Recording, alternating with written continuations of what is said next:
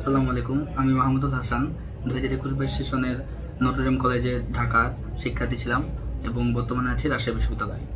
তোমাদের SSC batch 24 যারা আছো, তোমাদের আগামী 31 মে 2024 সালে তোমাদের সেই কাঙ্ক্ষিত নটরডেম কলেজের ভর্তি পরীক্ষা অনুষ্ঠিত হবে।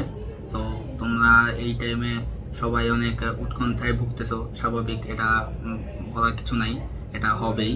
এটা আমাদের ক্ষেত্রেও হয়েছে, তোমাদের ক্ষেত্রে হবে, সামনে যারা আছে তাদের ক্ষেত্রে হবে। বাট তারপরেও এই 4-5 দিন আমাদের হাতে যা সময় আছে, আমরা চেষ্টা করব খুব ঠান্ডা মাথায় একটা প্রিপারেশন নেওয়ার জন্য। তোমাদের প্রিপারেশন বলতে সেরকম কোনো প্রিপারেশন না যে তোমরা আমাদের খুব পড়াশোনা করবে, যে এখন দিনে 10 ঘন্টা 20 ঘন্টা পড়াশোনা করবে, এরকম কিচ্ছু না। তোমরা আস্তে ধীরে যা পড়ছো তাই জাস্ট খালি একটু ঠান্ডা মাথায় রিভাইজে চলে যাবো, আর কিচ্ছু না। তোমরা বিশেষ করে এসএসসি পরীক্ষার জন্য যেসব ইম্পর্টেন্ট টপিকগুলো পড়ছো, যেসব ইম্পর্টেন্ট টপিক তোমরা পড়ছো, জাস্ট শুধু সেগুলো ঠান্ডা মাথায় তোমরা রিভাইজ দিয়ে চলে যাবা। সেগুলো জাস্ট খালি ঠান্ডা মাথায় দেখতে থাকবা, আর কিচ্ছু না। আর যতটুকু চেষ্টা করবা নিজের মাথা ফ্রেশ রাখার জন্য, নিজেকে শান্ত রাখার জন্য, এটা সবচেয়ে বড় চাবি। চান্স পাওয়ার সবচেয়ে বড় চাবি হলো নিজেকে ঠান্ডা রাখা। কারণ একটা স্টুডেন্ট যত ভালো পড়াশোনা করুক আর যাই করুক, তার মাথা যদি ফ্রেশ না থাকে, মাথা যদি ঠান্ডা না থাকে, তুমি আর যাই হোক কোনো সময় চান্স পাবা না, তুমি ভালো কিছু করতে পারবে না। কাজে তোমার ভালো করার মূল চাবিকাঠি মাথা ঠান্ডা রাখা। তোমরা এই সময়ের মধ্যে তোমাদের যা পড়া তোমরা সব পড়ে ফেলেছ, কাজে তোমাদের পড়াশোনা নিয়ে খুব একটা টেনশন করতে হবে না। তোমরা এসএসসিও দিয়েছো, ইনশাল্লাহ আল্লাহর রহমতে সবাই তোমরা ভালো রেজাল্ট করেছো, তাতে কোনো সন্দেহ নেই। তো যাদের একটু খারাপ হয়েছে তাদের কোনো সমস্যা নেই, কারণ এনটিসিতে মার্ক খুব একটা ভ্যারি করে না। তোমার শুধুমাত্র ফর্ম ফিল আপের জন্য জিপিএ 5 লাগে। তো তোমরা জিপিএ 5 যারা পেয়েছো তাদের কনগ্রাচুলেশনস, তাদের কোনো সমস্যা নেই। অ্যাপ্লিকেশন তোমরা করতে পেরেছো, ঠিকঠাকভাবে অ্যাপ্লিকেশন করে ফেলবা, ঝামেলা শেষ। অ্যাডমিট কার্ড ডাউনলোড করে ফেলবা, শেষ। তো সবচেয়ে বহুল প্রচলিত যে প্রশ্নটা থাকে এই টাইমে, যে ভাইয়া এই 5 দিন বা 4 দিন 7 দিন যে সময় আছে, এই টাইমে কিভাবে পড়বো, মাথা বুঝতেছি না, এতগুলা বই যে কিভাবে পড়বো। সিম্পলি শুধুমাত্র তোমরা যে মেইন বই আছে, শুধুমাত্র মেইন বই রিভাইজ দিয়ে যাও।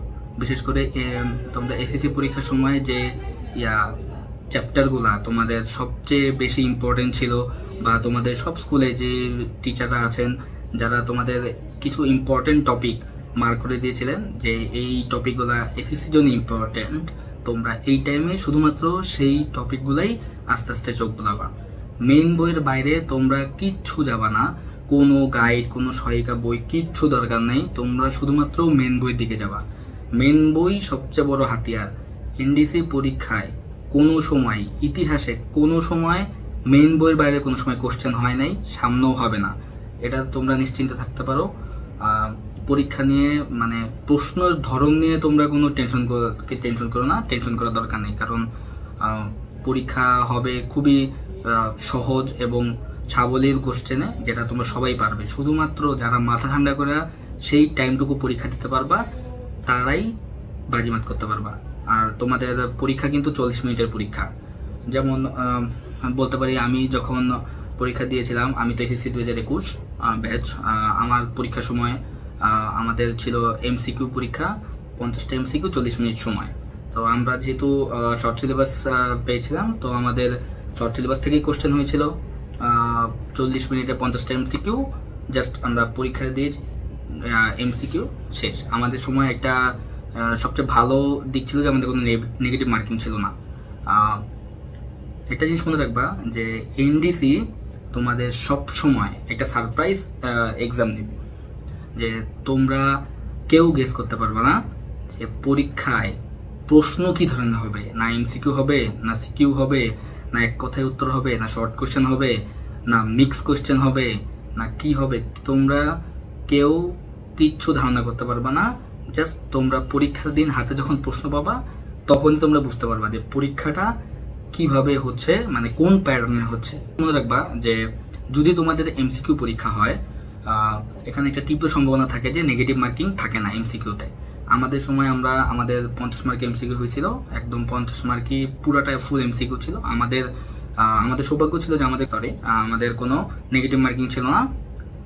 অ্যান্ড এটা ডিপেন্ড করে তোমার একদম ইনভিজিলেটরের উপর, যে উনি যদি এসে তোমাদের আগে ভাগে জানিয়ে দেয় যে তোমাদের এমসিকিউ পরীক্ষা হবে, তোমাদের কোনো নেগেটিভ মার্কিং থাকবে না, তাহলে তোমরা কোনো কোশ্চেন ছাড়বা না, সব কোশ্চেন দাগাবা। কারণ যেহেতু নেগেটিভ মার্কিং নাই, পারলেও দাগাবা, না পারলেও দাগাবা। যদি হয়ে যায় তো ভালো, না হলে তো নাই, লস নাই। বাট যদি নেগেটিভ মার্কিং থাকে তখন বুঝে চিন্তা দাগাবা। এখন আমার সময় আমি আমার যে রুমে পরীক্ষা পড়ছিল, ওই রুমের যে ইনভিজিলেটর ছিলেন উনি আসার পর আমাদের বলে দিয়েছিলেন যে নিজ থেকে যে তোমরা নিশ্চিন্তে পরীক্ষা দিতে পারো, তোমাদের কি বলে নেগেটিভ মার্কিং নেই। তো এটা একটা ভালো দিক ছিল। বা অনেক সময় যে অন্যান্য রুমেও, আমাদের পরীক্ষার সময় আমাদের ব্যাচের অন্যান্য রুমেও দেখা গেছে যে অনেক টিচার বলে নাই, যে এই জিনিসটা একটু হাইড করে গেছে, যে কারণ এটাও একটা পরীক্ষার পার্ট। তো এটা ডিপেন্ড করে, এটা টোটালি তোমার ভাগ্যের উপর ডিপেন্ড করে। তো চেষ্টা করবা যদি এমসিকিউ হয়, বাই চান্স যদি এমসিকিউ হয়, তোমরা এটা ইনশিওর করে নেওয়ার চেষ্টা করবা ইনভিজিলেটর থেকে যে তোমাদের নেগেটিভ মার্কিং আছে কিনা। এমসিকিউ এক্সাম দাও, একটু টাইম থেকে বেশি এক্সাম দাও। যেহেতু তোমাদের 40 মিনিটের পরীক্ষা, তাহলে অবশ্যই যদি এমসিকিউ আসে, এটা মোটামুটি বলা যায় যে যদি এমসিকিউ হয় 40 মিনিটে 40টা এমসিকিউ দিবে না, কমপক্ষে 45টা বা 50টা এমসিকিউ দিবে। তার মানে তোমাদের টাইমের থেকেও বেশি এমসিকিউ দাগাইতে হবে। কাজেই তোমার এই প্র্যাকটিস থাকা জরুরি, যেহেতু তোমাদের 40 মিনিটের এক্সাম। বা গত বছর যারা এসএসসি 22 ব্যাচ আছে, তাদের কিন্তু তোমাদের কি বলে, যারা এসএসসি 22 ব্যাচ তাদের কিন্তু শর্ট কোশ্চেন এসেছে। এসএসসি 23 ব্যাচ যারা আছে তাদের কিন্তু এসেছে একদম সংজ্ঞা, মানে কোর যে সংজ্ঞা, মানে তাদের কোনো মানে শর্ট কোশ্চেন না, কোনো ম্যাথমেটিক্যাল টার্ম খুব একটা আসে নাই, একদম সব আসছে সংজ্ঞার উপর। কাজে এই জিনিসটা খুবই মানে ওরা ধোঁয়াশার ভিতরে রাখবে যে তোমার একান্ত কি আসছে তুমি সেটা বুঝতে পারবা না, একমাত্র কোশ্চেন হাতে পাওয়ার পরে বুঝতে পারবা। কাজে এটা নিয়ে খুব একটা টেনশন করার দরকার নাই, যে এটা একান্ত তোমার ভাগ্যের উপর। আর যদি প্যাটার্নের বাইরে খুব ব্যতিক্রম কোশ্চেন হয় তাহলে সবার জন্য। আচ্ছা, তোমাদের আরেকটা বিষয় হলো যে তোমাদের এই বছর সম্ভবত তোমাদের ভাইবা হবে না। সব সময় এনডিসির ইতিহাসে এটাই প্রথম যে ভাইবা হচ্ছে না, কারণ সব সময় রিটেন হয় তারপর ভাইবা হয়। আমাদের সায়েন্সের সিট থাকে 1800 থেকে 1810টা, তোমাদের মনে হয় এবার 1810টা সিট।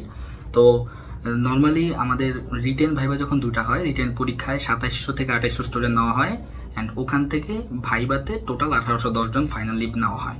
তো এবার যেহেতু তোমাদের ভাইবা হবে না, এটা মোটামুটি হয়তোবা শিওর বলা যায় যে হয়তোবা হবে না। যদি ভাইবা না হয় তাহলে তোমাদের শুধুমাত্র রিটেন এবং তোমাদের এসএসসি জিপিএ মার্কের উপর ভিত্তি করে তোমাদের চূড়ান্ত রেজাল্ট করা হবে। এই ক্ষেত্রে তোমাদের একটা সৌভাগ্য বলো বা দুর্ভাগ্য বলো যে তোমাদের ভাইবার সম্মুখীন করতে হচ্ছে না। এদিকে একটু কম্পিটিশন বেড়ে যাবে, কারণ যেখানে প্রথম ধাপে 2728 স্টুডেন্ট নেওয়ার কথা, সেখানে এখন ডিরেক্ট 1810 জন নেবে যদি ভাইবা না হয়। কাজেই এই এক্সামটা একটু সিরিয়াসলি নেবা। আর মেইন কথা যে মাথা ঠান্ডা রাখতে হবে, টেনশন করবে না।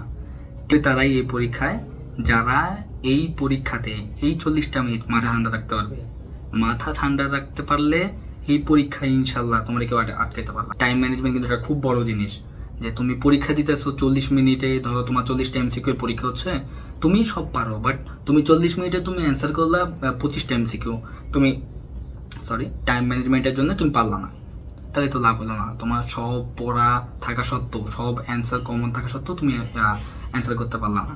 কাজে টাইম ম্যানেজমেন্টটা খেয়াল করতে হবে। এই জন্য এই 5 দিন খুব রেগুলারলি সিনসিয়ারলি টাইম ধরে ধরে পরীক্ষা দিবা। শর্ট কোশ্চেন, তোমার রিটেন, তারপর তোমার এমসিকিউ, সব পার্টিকুলারলি ধরে ধরে পরীক্ষা দিবা। আচ্ছা, এই তো খুব একটা বলার কিছু নাই, কারণ হাতে হওয়ার সময় নেই। তো মেইন যে কি পয়েন্টগুলো সেটা মনে রাখবা, যে এই কয়দিন 1 নাম্বার বেশি বেশি পরীক্ষা দিবা, বেশি বেশি পরীক্ষা দিবা। টাইম ম্যানেজমেন্টটা খুব জরুরি। 2, তোমার জাস্ট পড়া জিনিসগুলাই ইম্পর্টেন্ট যেগুলো সেগুলো একটু রিভাইজ দিবা, আর সূত্রগুলো একটু প্র্যাকটিস করবা। এই আর 3 হলো যে তোমার ভয় ভীতি কাটানোর জন্য, মানে তোমার রিফ্রেশমেন্ট যেন তোমার থাকে, তুমি যেন খুব মাথা ঠান্ডা রাখতে পারো, সেই জিনিসটা খেয়াল রাখবা। কারণ এটা তোমার সবচেয়ে বড় মানে একটা চাবি হয়। তুমি তোমার উপর সম্পূর্ণ কনফিডেন্স রাখবা যে আমি যা পড়ছি তাই পারবো, এর মধ্যে থেকে আসবে, আমাকে আটকাইতে পারবে না। তো দেখা যাক, ফর দ্য বেস্ট, যে সামনে তোমাদের পরীক্ষা। আশা করি ইনশাল্লাহ সবাই ভালো দিবা, অ্যান্ড সবাই তোমরা তোমাদের লক্ষ্যে পৌঁছাতে পারবা।